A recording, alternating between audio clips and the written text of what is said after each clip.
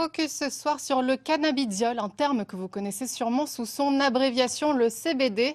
La molécule présente dans la fleur de chanvre bien différente du cannabis et dont les adeptes vantent les bienfaits thérapeutiques. L'Union européenne a jugé illégal d'interdire sa vente en novembre dernier.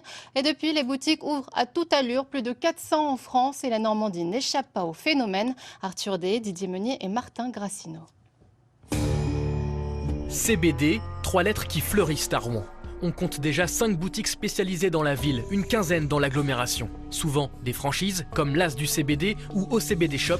Celle-ci est gérée par l'ancien danseur du chanteur Kinvé qui vient assurer sa promotion et lui donner un peu de visibilité. C'est normal qu'on se donne un coup de pouce, c'est la famille, c'est mon petit frère. Le marché du CBD, qui pèse 150 millions d'euros aujourd'hui et doit atteindre le milliard d'ici 2 ans, est hyper concurrentiel. Le dernier arrivé à Rouen, c'est l'oncle Ben de Benjamin Bénard. Moi j'ai eu un petit lancement un peu difficile avec le Covid justement, parce qu'il y a un petit peu moins de monde dans les rues, mais c'est vrai que c'est un marché qui est en pleine croissance. Ouais, il y a beaucoup de concurrence du coup. Pardon, j'ai un client. Ah oui, bien sûr, ouais. La White Widow. Ben propose une dizaine de variétés vendues sous toutes les formes, huiles essentielles, cosmétiques, résines et bien sûr la fleur de CBD. Tous mes produits viennent de Suisse.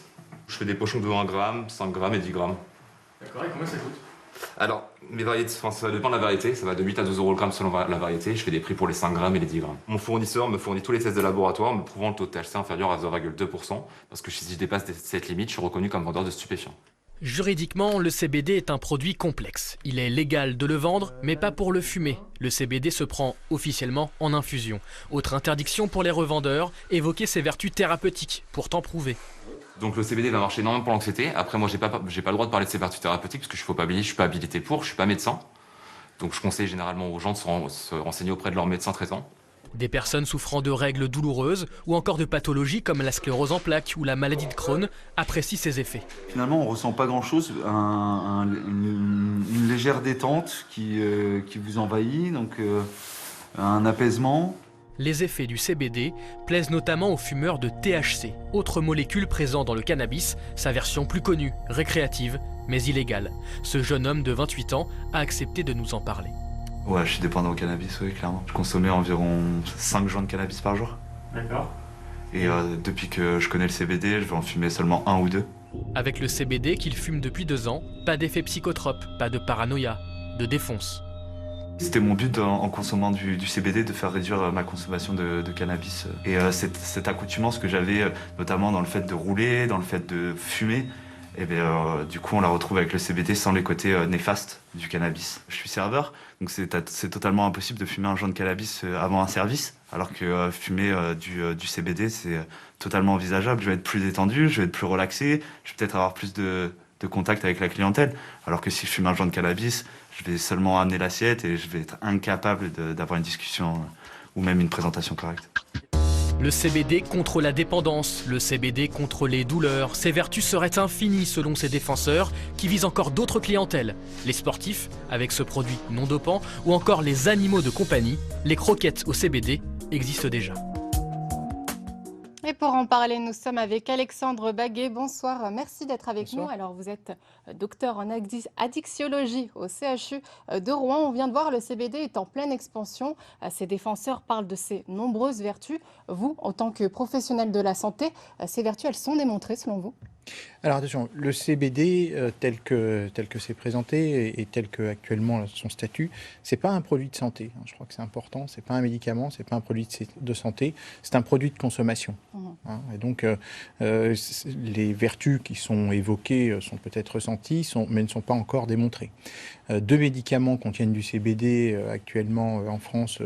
Ils sont autorisés ou en voie de l'être et les études sont en cours pour démontrer s'il y a des intérêts dans certaines situations ou pas. Et le CBD est donc bien à différencier du THC, où là c'est une molécule différente.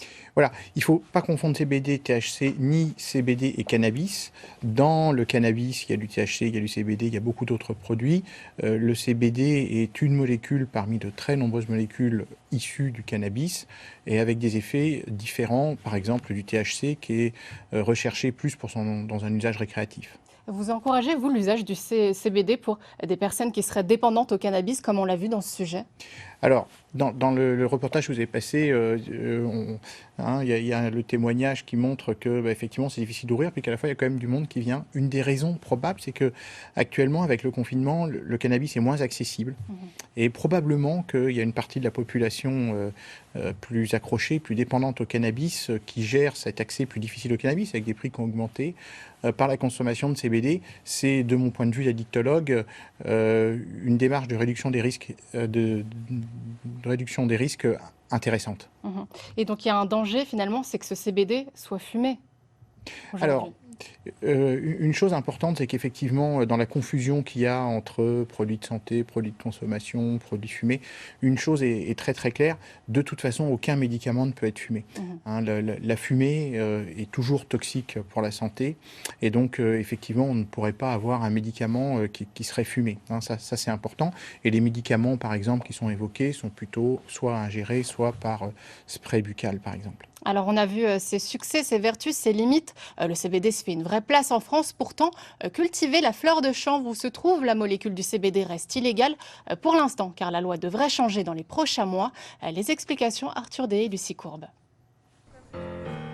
La France est le premier producteur européen de chanvre avec 20 000 hectares dédiés. Et pourtant, les vendeurs de CBD français se fournissent en Suisse. En cause, un arrêté de 1990 qui empêche d'exploiter la fleur du chanvre, mais la loi devrait évoluer.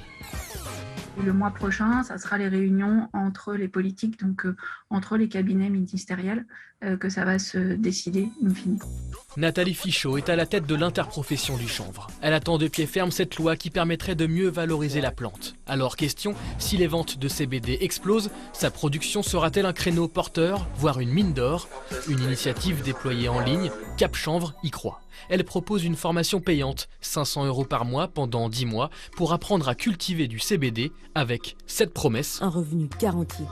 Ils ne peuvent pas dire qu'il y a quoi que ce soit de garanti, puisqu'ils ne savent pas quel va être le cadre. Ils travaillent aujourd'hui avec des bouturages, on n'est pas sûr que l'État autorise des boutures. Et je trouve qu'il y a beaucoup trop d'incertitudes et nous on a fait beaucoup d'appels pour alerter tous les agriculteurs à ne pas investir tant que le cadre réglementaire n'est pas défini. Aux États-Unis, la culture du chanvre a été autorisée en 2018. On est passé de 0 à 60 000 hectares avant de tomber à 18 000, l'offre ayant dépassé la demande. La même bulle a explosé en Suisse où le nombre de producteurs a flambé puis chuté, deux pays où l'Eldorado aura été de courte durée. On le voit, cette bulle, pour vous justement, le CBD c'est un simple effet de mode ou au contraire cela va perdurer et se développer? Il y a probablement un mouvement de fond. Probablement, on constate que la consommation des produits évolue. Et on voit, par exemple, on l'oublie trop souvent, mais une diminution progressive de l'alcool depuis 50 ans avec des usages différents de l'alcool, par exemple. Une diminution récente du tabac, et puis d'autres produits qui apparaissent, qui sont des produits un peu différents. On a parlé du CBD, là, produit par culture, mais aussi le CBD de synthèse, qui est autorisé. Et donc, globalement, les produits de synthèse sont plutôt en augmentation actuellement. Et donc, voilà, on pourrait penser que c'est dans cette logique-là. Par ailleurs, le cannabis, dont on a vu que le CBD pouvait être une aide à diminuer, par exemple, le cannabis est extrêmement répandu en France, et ce, maintenant, depuis de nombreuses années. Et donc, depuis le milieu des années 2000-2010, le cannabis est très, très répandu. Donc, probablement que... Merci. On verra ça sur le fond. Merci beaucoup Alexandre Baguier d'avoir répondu donc à toutes ces questions sur ce qui était le dossier de la rédaction.